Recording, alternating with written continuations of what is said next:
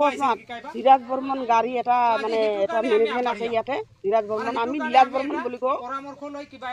তেওঁ কিমানবাৰ গৈছে কিমানবাৰ আহিছে এইখন বাগানত আমাৰ ফাটেহাবাদ বাগানত আহি মানে ষড়যন্ত্ৰ তেওঁ আহিলে আমাৰ বাগান ষড়যন্ত্ৰ লাগে। সেইটোৰ কাৰণে আমাৰ মহিলাখিনি আমি সিফালে আছোঁ, কিন্তু মহিলাখিনি আগফালেদি ওলাই আহি মেনেজাৰৰ গাড়ীখন ৰখাইছে।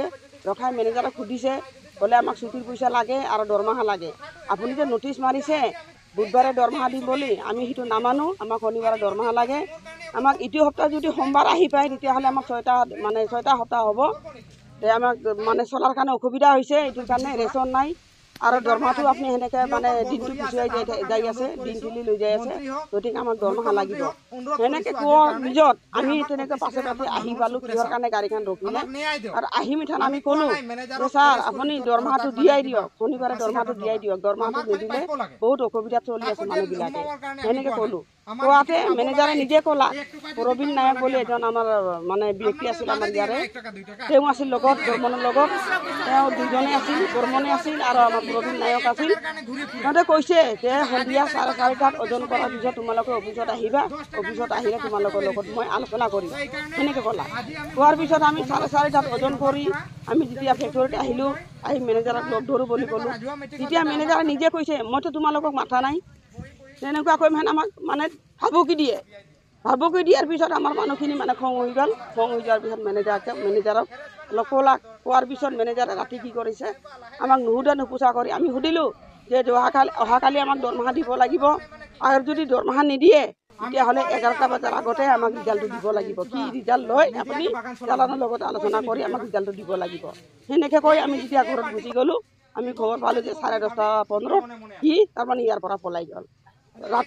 ৰাতি যেতিয়া পলাই গ'ল আমিতো নাজানো। তাৰপিছত আমি ৰাতিপুৱা কামত আহিম বুলি চালোঁ, চাই যে মানুহবিলাকক ঘাণ্টি মাৰা নাই। আৰু কি হ'ল, কিহৰ কাৰণে ঘাণ্টি মাৰা নাই? আহি আমি সোধ-পোছ কৰোঁ। সোধ-পোছ কৰাৰ পিছত আমি দেখা পাওঁ যে ফেক্টৰীটো চলি আছে আৰু বাকী ফিল্ডৰ মানুহখিনিৰ কাৰণে মানে বন্ধ ৰাখিছে। আমি সেইখিনি গম পাওঁ। এনে কাম কৰিব দিয়া নাই, ফিল্ডৰ মানুহ কাম বন্ধ বুলি কৈছে। দৰমহাৰ প্ৰতিশ্ৰুতি একো দিয়া নাই।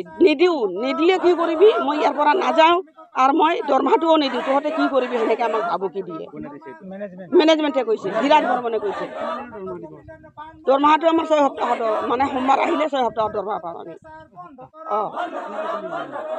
আমি এনেকৈ মানে মোদী চৰকাৰে যদি আমাক চাউল নিদিলেহেঁতেন আমি মানে থিয়া মৰি গ'লোঁ। এনেহেন অৱস্থা হৈ আছে আমাৰ। খালি চাউলখিনি মাত্ৰ মোদী চৰকাৰে দি আছে বুলি আমি নিমখ ভাত খাই হ'লেও দিয়াই আছোঁ। দৰমহা আমাক দিয়া নাই। আমাৰ 4 ষ্টাফৰ দৰমহা হোৱা নাই, জুন মাহৰ দৰমহা ষ্টাফবিলাক হোৱা নাই এতিয়ালৈকে। এইবিলাক আমি একো মানে পুলিচ বিভাগৰ প্ৰশাসনৰ ফালৰ পৰা আমি একো ব্যৱস্থা পোৱা নাই এতিয়ালৈকে। আমাৰ মহিলা কেইজনমান 24 তাৰিখ আছিল, 24 নম্বৰ ছেকশ্যন আছিল, তাতে আমাৰ মহিলাখিনিয়ে কৈছিল যে ছাৰ আপুনি মোক বাস্কেট দিয়ক, মানে বাস্কেট দিয়ে কোৱাতে মনে মনে কাম কৰ, নহ'লে কিন্তু শনিবাৰে দৰমহা নহ'ব বুলি আগতে ভাবুকি দিছিল। তো সেইটোৰ লৈ মহিলাকেইটা শুনা পাইছে। সেইদিনা 34 নম্বৰ আৰু 33 নম্বৰত আমাৰ তাক মেনেজাৰক ধীৰাজ বৰ্মনক ঘেৰাও কৰা হয় যে বোলে আপুনি যে ছাৰ এনেকৈ কৈ আছে আমাৰ ছুটি পইচা দৰমহা কেতিয়া হ'ব। তো তেখেতে অলপ গৰম কথা ক'লে। মালিকক জনোৱা নাই। কালি মালিকক ফোন কৰিব দিছিলোঁ আমি, ৰাজেশ জালানক, তেখেতে কিন্তু নকৰলা, বোলে মোৰ ফোনে নুঠাই বুলি কৈছে।